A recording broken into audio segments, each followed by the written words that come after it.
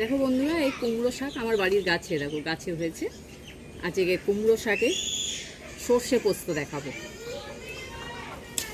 এই দেখো কুমড়ো শাক গাছের, এটা কেটে পরিষ্কার করে ধুয়ে আমি কুমড়ো শাকে সর্ষে পোস্ত তোমাদের দেখাবো।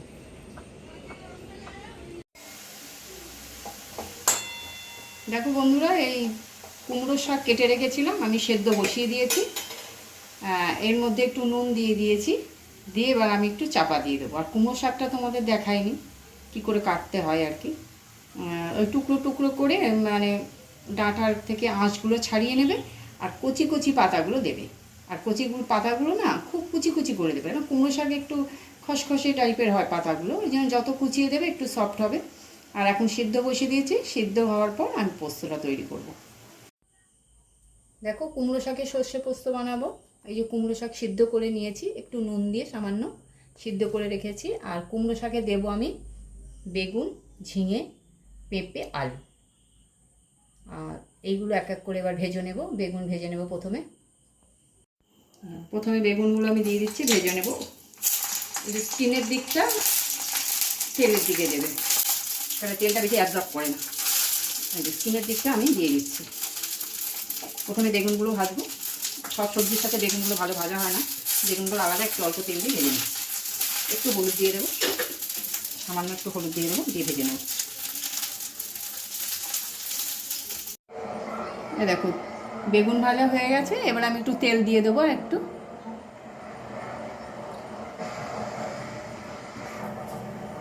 দেখো তেল দিয়ে দিয়েছি, আমার বেগুন ভাজা হয়ে গেছে।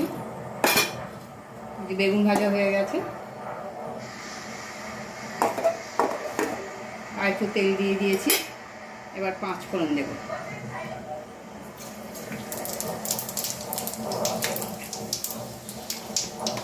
হয়ে গেছে, গরম হয়ে গেছে, এবার আমি আলু দিয়ে দেব।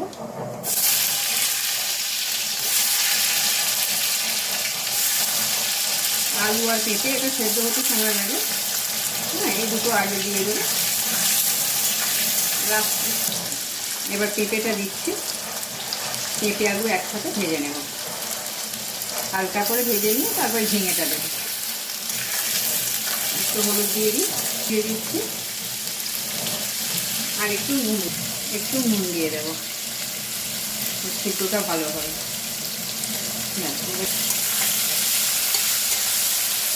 অল্প ভাজা ভাজা হলে তারপর আমি ঝিঙেটা দেবো।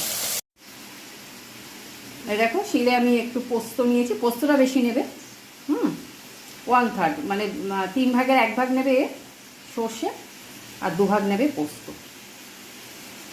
নিয়ে এবার দুটো কাঁচা লঙ্কা দিয়ে আমি বাটবো, কুমড়ো শাকে দিয়ে দেবো। দেখো ঝিঙেও দিয়ে দিয়েছি লাস্টে, বেগুন দিয়ে দিয়েছি, সব দেওয়া হয়ে গেছে।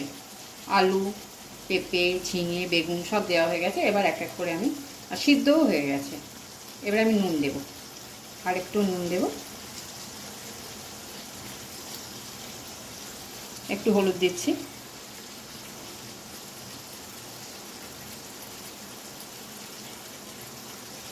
একটু চিনি দেব, চিনি দিচ্ছি,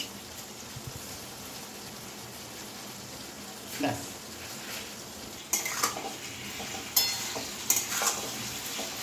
এবার কুমড়ো শাকটা দিয়ে দেবো, সিদ্ধ করা কুমড়ো শাকটা দিয়ে দিচ্ছি।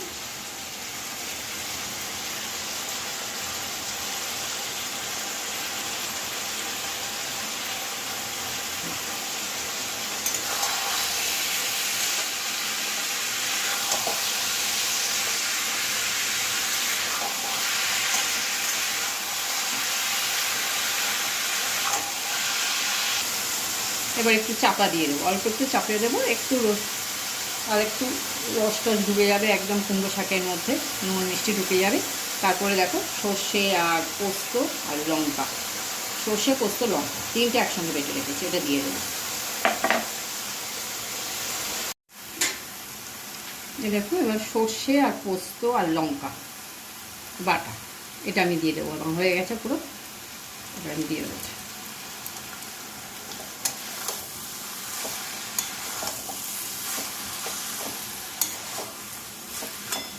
আর একটু জল দিয়ে দিয়ে দেবো, ধুয়ে আমি বাটিটা দিয়ে দিলাম।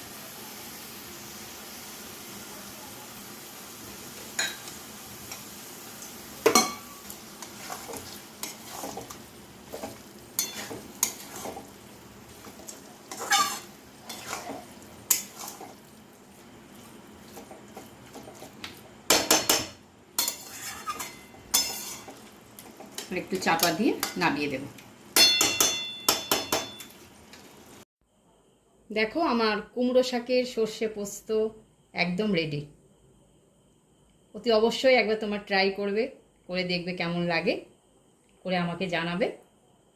আজকের মধ্যে এখানেই আসি বন্ধুরা, নমস্কার।